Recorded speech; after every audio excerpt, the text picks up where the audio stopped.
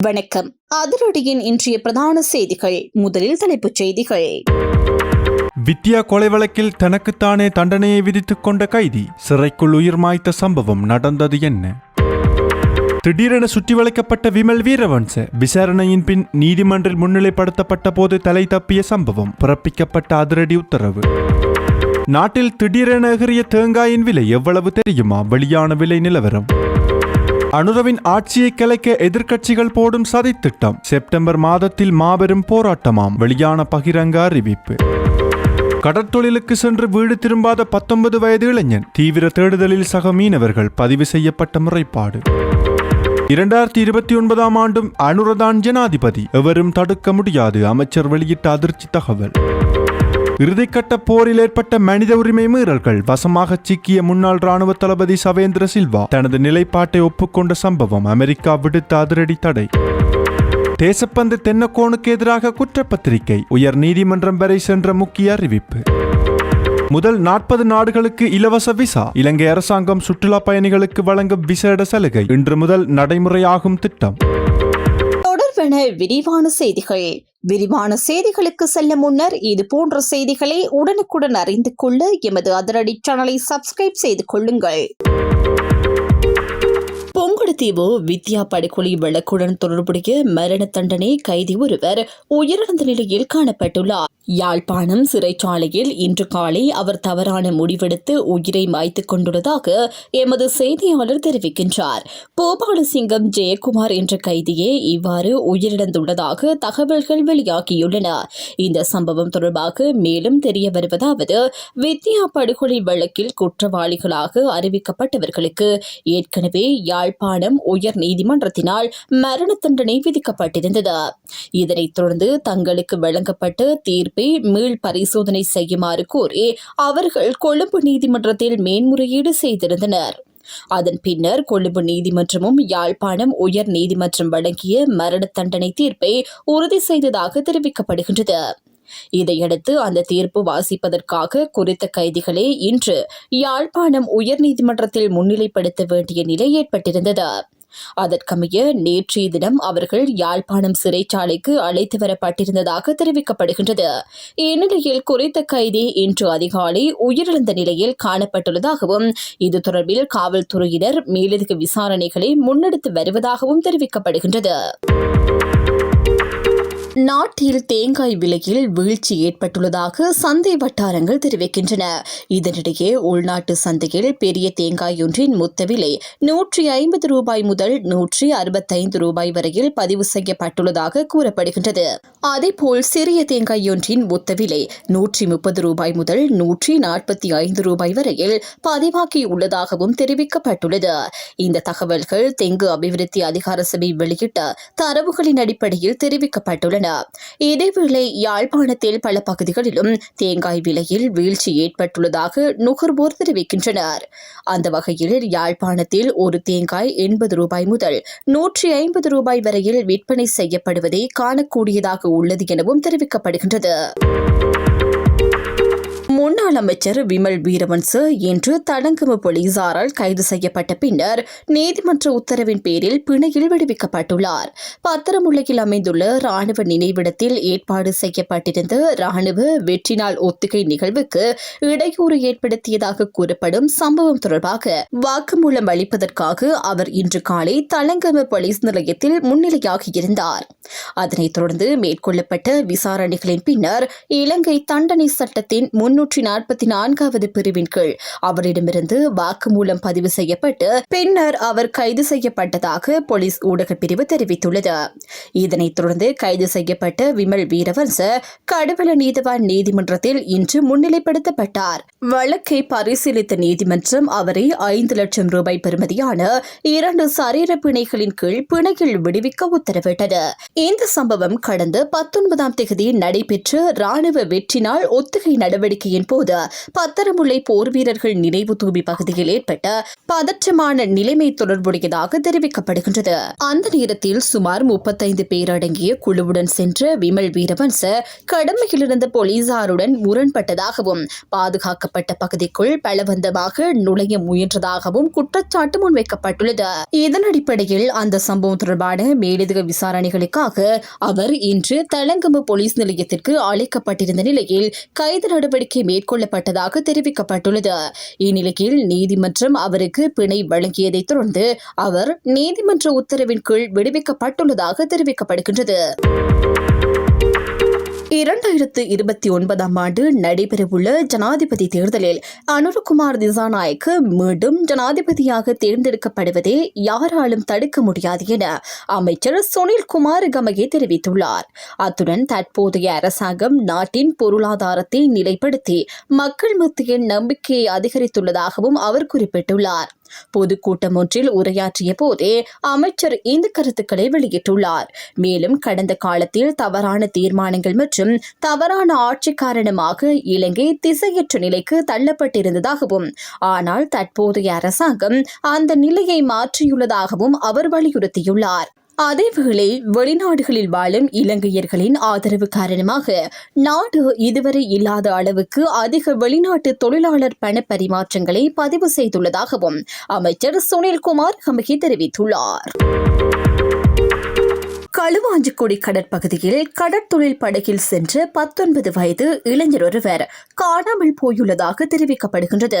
நேற்று முன்தினம் இரவு கடற்தொழிலுக்காக சென்ற குறித்த இளைஞர் வீடு திரும்பாத நிலையில் அவரது உறவினர்கள் நேற்று களுவாஞ்சிக்குடி போலீஸ் நிலையத்தில் முறைப்பாடு செய்துள்ளனர் என போலீசார் தெரிவித்துள்ளனர். களுவாஞ்சிக்குடி போலீஸ் பிரிவில் உள்ள களத்தாவளை ஸ்ரீ முருகன் கோவில் வீதியை சேர்ந்த 19 வயது இளைஞர் சம்பவ தினமான சனிக்கிழமை மாலை சுமார் 6 மணியளவில் தனியாக சிறிய படகில் கடற்தொழிலுக்காக சென்றுள்ளதாக கூறப்படுகின்றது. ஆனால் அவர் இரவு வீடு திரும்பாததால் சக கடற்தொழிலாளர்கள் கடற்பகுதிக்கு சென்று தேடுதல் நடவடிக்கைகளை மேற்கொண்டுள்ளனர். இதன்போது குறித்த படகு கண்டுபிடிக்கப்பட்ட போதிலும் இளைஞர் காணாமல் போயிருந்ததாக முறைப்பாட்டில் குறிப்பிடப்பட்டுள்ளது. இந்த சம்பவம் தொடர்பாக களுவாஞ்சிக்குடி போலீசார் மேலதிக விசாரணைகளை மேற்கொண்டு வருகின்றனர் என தெரிவிக்கப்படுகின்றது. போரின் இறுதிக்கட்டத்தில் இடம்பெற்றதாக கூறப்படும் மனித உரிமை மீறல் குற்றச்சாட்டுகளின் அடிப்படையில் அமெரிக்கா தன் மீது விதித்துள்ள தடைகள் காரணமாக தானும் தனது குடும்பத்தினரும் கடுமையான பாதிப்புகளை எதிர்கொண்டுள்ளதாக முன்னாள் ராணுவ தளபதி ஜெனரல் சவேந்திர சில்வா தெரிவித்துள்ளார். தனியார் ஊடகம் ஒன்றுக்கு வழங்கிய நேர்காணலிலேயே அவர் இந்த கருத்துக்களை வெளியிட்டுள்ளார். இது குறித்து மேலும் தெரிவித்த அவர் இந்த தடைகள் தனது குடும்ப வாழ்க்கையிலும் அன்றாட நடவடிக்கைகளிலும் பெரும் சிரமங்களை ஏற்படுத்தியுள்ளதாக குறிப்பிட்டுள்ளார். தனது மகள்களால் மாநாடுகள் உள்ளிட்ட தேவைகளுக்காக அமெரிக்கா செல்ல முடியாத நிலை ஏற்பட்டுள்ளதாகவும் அன்றாட நிதி பரிவர்த்தனைகள் கூட மிகவும் கடினமானதாக மாறியுள்ளதாகவும் அவர் தெரிவித்துள்ளார். என்னை பொறுத்தவரை எனது கடன் அட்டையை பயன்படுத்தி பணம் செலுத்துவதற்கு கூட முடியாத நிலை உள்ளது. இதுதான் உண்மையான யதார்த்தம் என ஜெனரல் சவேந்திர சில்வா தெரிவித்துள்ளார். மேலும் தன்னுடன் தொடர்புடைய சர்வதேச வங்கிக் கணக்குகள் முடக்கப்பட்டுள்ளதாகவும் வெளிநாடுகளில் உள்ள தனது சகோதரர் மற்றும் மைத்துனியின் வங்கிக் கணக்குகளும் பாதிக்கப்பட்டுள்ளதாகவும் அவர் கூறியுள்ளார். அதேபோல் போரின் இறுதிக்கட்டத்தில் 53, 55, 57 மற்றும் 58 படைப்பிரிவுகளில் பணியாற்றிய இராணுவத்தினருக்கு எதிராகவும் பாதிப்புகள் ஏற்பட்டுள்ளதாக அவர் தெரிவித்துள்ளார். குறிப்பாக ஐக்கிய நாடுகள் அமைதிப்படை நடவடிக்கைகளில் பங்கேற்க தகுதி சரிபார்ப்பு நடைமுறைகள் மேற்கொள்ளப்பட்ட பின்னர் அந்த படைப்பிரிவுகளில் பணியாற்றியவர்கள் அமைதிப்படை பணிகளில் இருந்து நீக்கப்பட்டதாகவும் அவர் குறிப்பிட்டுள்ளார். போரின் கடைசி நாளில் போரை முடிவுக்கு கொண்டு வந்த 2 படைப்பிரிவுகளில் ஒன்றிற்கு நான் தலைமை தாங்கினேன் என்றும் அவர் தெரிவித்துள்ளார். மேலும் தனது 2 மகள்களும் வெளிநாடுகளில் வசித்து வருவதாகவும் ஆனால் அவர்களை சந்திப்பதற்காக வெளிநாடு செல்லும் வசதி தற்போது இல்லை எனவும் அவர் கூறியுள்ளார். அவர்கள் எங்களை பார்க்க இலங்கைக்கு வரவேண்டிய நிலையுள்ளது. தெற்காசியாவில் சில நாடுகளுக்கு மட்டுமே என்னால் பாதுகாப்பாக பயணம் செய்ய முடிகின்றது. மற்ற நாடுகளுக்கு சென்றால் நிச்சயமாக கைது செய்யப்பட வாய்ப்பு உள்ளது என்றும் அவர் தெரிவித்துள்ளார். இதனுடன் தொழில்நுட்ப சேவைகளை பயன்படுத்துவதிலும் கட்டுப்பாடுகள் இருப்பதாகவும் அவர் கூறியுள்ளார். எனது அலைபேசியை புதுப்பிக்க முயன்றபோது ஐக்ளவுட் சேவையை பயன்படுத்த முடியவில்லை. கடவுச்சொல்லை உள்ளிட்ட போது ஐக்ளவுட் தடுக்கப்பட்டிருந்தது. அதேபோல் கூகுள் சேவைகளையும் பயன்படுத்த முடியாத நிலை ஏற்பட்டுள்ளது என்றும் ஜெனரல் சவேந்திர சில்வா தெரிவித்துள்ளார். உள்நாட்டு போரின் போது மனித உரிமைகள் மோசமாக மீறப்பட்டதாக சவேந்திர சில்வாவுக்கு எதிராக நம்பகமான குற்றச்சாட்டுகள் உள்ளதாக கூறி கடந்த 2020 ஆண்டு ஜனவரி மாதத்தில் அமெரிக்கா அவருக்கு எதிராக பயண தடைகளை அறிவித்திருந்தது. இந்த தடைகள் அவரது மனைவி மற்றும் மகள்கள் உள்ளிட்ட நெருங்கிய குடும்ப உறுப்பினர்களுக்கும் பொருந்தும் என்பது குறிப்பிடத்தக்கது. முன்னாள் காவல்துறை மா அதிபர் தேசப்பந்து தென்னக்கோனுக்கு எதிராக குற்றப்பத்திரிகை தாக்கல் செய்ய சட்டமா அதிபர் நடவடிக்கை எடுத்து வருவதாக சட்டமா அதிபர் திணைக்களம் உயர்நீதிமன்றத்திற்கு அறிவித்துள்ளது. கடந்த 2022 ஆண்டு மே 9 காலிமுகத்திடலில் அமைதியான முறையில் போராட்டத்தில் ஈடுபட்டவர்களுக்கு எதிராக நடத்தப்பட்ட தாக்குதல்களை தடுக்க தவறியதாக கூறப்படும் குற்றச்சாட்டின் கீழ் இந்த குற்றப்பத்திரிகை தாக்கல் செய்யப்பட உள்ளதாக தெரிவிக்கப்படுகின்றது. சட்டமா அதிபர் சார்பில் நீதிமன்றத்தில் முன்னிலையான பிரதி சொலிசிட்டர் ஜெனரல் சுகர்ஷி ஹேரத் தேசப்பந்து தென்னக்கோனுக்கு எதிரான குற்றப்பத்திரிகைகள் இன்னும் 1 மாத காலத்திற்குள் தாக்கல் செய்யப்படும் என எதிர்பார்க்கப்படுவதாக நீதிமன்றத்தில் தெரிவித்துள்ளார். காலிமுகத்திடல் வன்முறை சம்பவம் தொடர்பாக தேசப்பந்து தென்னக்கோனை சந்தேக நபராக பெயரிடுமாறு காவல்துறைக்கு சட்டமா அதிபர் வழங்கியிருந்த உத்தரவை மேன்முறையீட்டு நீதிமன்றம் முன்னதாக ரத்து செய்திருந்தது. அந்த தீர்ப்பை சவாலுக்கு உட்படுத்தி சட்டமா அதிபரால் தாக்கல் செய்யப்பட்ட மேல்முறையீட்டு மனு இன்று உயர்நீதிமன்றத்தில் விசாரணைக்கு எடுத்துக் கொள்ளப்பட்ட போதே இந்த தகவல்கள் வெளியிடப்பட்டுள்ளன. இந்த வழக்கு தொடர்பான விசாரணை நீதியரசர்களான AHMD நவாஸ், அசலு வெங்கப்புலி மற்றும் சம்பத் விஜயரத்ன ஆகியோர் அடங்கிய உயர்நீதிமன்ற நீதியரசர்கள் குழாமின் முன்னிலையில் இடம்பெற்றுள்ளது. இதன்போது மேல்முறையீட்டு மனு மீதான அடுத்த கட்ட விசாரணையை எதிர்வரும் செப்டம்பர் மாதம் 2 ஒத்திவைக்க உயர்நீதிமன்றம் உத்தரவிட்டுள்ளது. 40 நாடுகளை சேர்ந்தவர்களுக்கு இலங்கைக்கு சுற்றுலா நோக்கில் வருவதற்கான இலவச விசா வழங்கும் புதிய நடைமுறை இன்று முதல் அமுல்படுத்தப்பட உள்ளதாக தெரிவிக்கப்பட்டுள்ளது. இந்த தகவலை குடிவரவு மற்றும் குடியகழ்வு கட்டுப்பாட்டாளர் நாயகம் சமிந்த பத்திராஜா தெரிவித்துள்ளார்.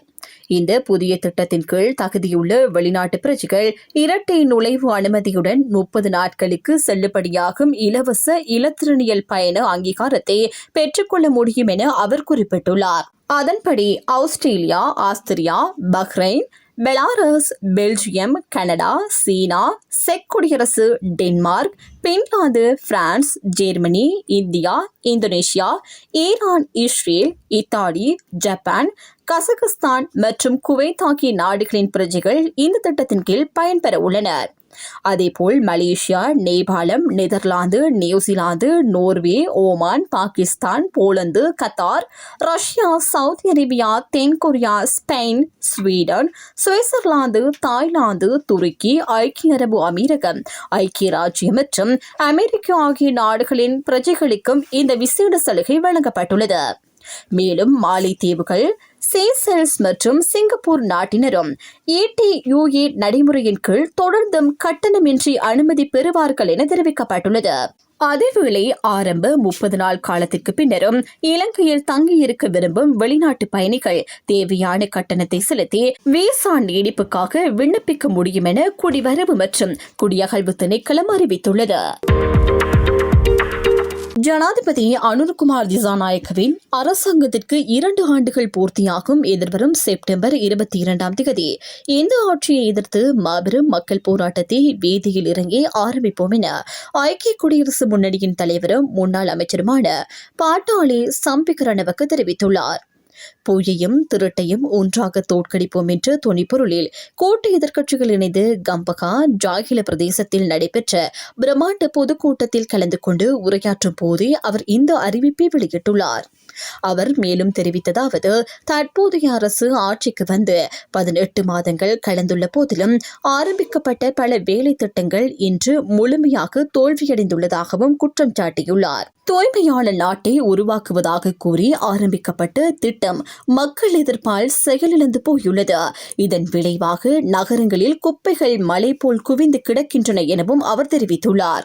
மேலும் சம்பத் மணம்பேரி என்பவருக்கு சொந்தமான போதைப் பொருள் அடங்கிய 2 கொள்கலன்கள் கைப்பற்றப்பட்டதாக பெரிய அளவில் விளம்பரப்படுத்தப்பட்ட போதிலும் அதே காலப்பகுதியில் சர்ச்சைக்குரிய 323 கொள்கலன்கள் விடுவிக்கப்பட்டுள்ளதாகவும் அவர் குற்றம் சாட்டியுள்ளார். அதேபோல் நுவரெலியாவில் ஐஸ் போதைப் பொருளுடன் சிக்கிய நிறுவனம் மற்றும் கடல் மார்க்கமாக கடத்தப்பட்ட சாந்த் என்பவருக்கு சொந்தமானதாக கூறப்படும் 2 லோரி போதைப்பொருள் தொடர்பான விசாரணைகளும் தற்போது முன்னெடுக்கப்படவில்லை எனவும் அவர் தெரிவித்துள்ளார். டிட்வா புயல் அனர்த்தம் ஏற்பட்டு 6 மாதங்கள் கடந்தும் மண் சரிவால் பாதிக்கப்பட்ட பகுதிகள் இன்னும் சீரமைக்கப்படவில்லை எனவும் தொடர்ந்து பாதைகளும் திருத்தப்படாமல் உள்ளன எனவும் அவர் கூறியுள்ளார். வாகன இறக்குமதி வரி அதிகரிப்புக்கான வர்த்தமானி அறிவிப்புக்கு பின்னால் பாரிய ஊழல் உள்ளதாகவும் வரி அதிகரிப்புக்கு ஒரு நாள் முன்பே அரசுக்கு நெருக்கமான சிலருக்கு தகவல் கசிந்துள்ளதாகவும் அவர் குற்றம் சாட்டியுள்ளார். அதன் காரணமாக சாதாரணமாக தினசரி $2.2 மில்லியன் மதிப்பிலான வாகன இறக்குமதி கடன் பற்று பத்திரிகைகள் திறக்கப்பட்ட நிலையில் அந்த வர்த்தமானிக்கு முன்னைய 3 நாட்களில் மட்டும் $43 மில்லியன் மதிப்பிலான எல்சி திறக்கப்பட்டுள்ளதாகவும் அவர் தெரிவித்துள்ளார். மேலும் தற்போதைய அரசிலும் கொரோனா கலாசாரம் தொடர்வதாலும் டாலர் தட்டுப்பாடு மற்றும் ரூபாய் மதிப்பு வீழ்ச்சிக்கு மத்திய கிழக்கு போர் காரணமல்ல, அரசின் தவறான பொருளாதார மேலாண்மையே காரணம் எனவும் அவர் குற்றம் சாட்டியுள்ளார். மக்கள் வாழ முடியாத அளவுக்கு விலையேற்றம் ஏற்பட்டுள்ளதாகவும் அவர் குறிப்பிட்டுள்ளார். அத்துடன் எதிர்க்கட்சிகளின் போராட்டங்களை ஒடுக்க அரசாங்கம் அச்சுறுத்தல்களை பயன்படுத்தினாலும் தாங்கள் அதற்கு அஞ்சப்போவதில்லை எனவும் செப்டம்பர் 22 தொடங்கும் போராட்டத்தை எதுவும் தடுக்க முடியாது எனவும் அவர் வலியுறுத்தியுள்ளார். மேலும் அரசால் பாதுகாக்கப்படும் போதைப்பொருள் வியாபாரிகளை ஒரே நாளில் சட்டத்தின் முன் நிறுத்துவோம் எனவும் அவர் குறிப்பிட்டுள்ளார். இத்துடன் அதிரடியின் இன்றைய பிரதான செய்திகள் நிறைவடைகின்றன. எமது செய்தி தொடர்பான உங்களுடைய கருத்துக்களை மறக்காமல் கமெண்டில் பதிவிடுங்கள்.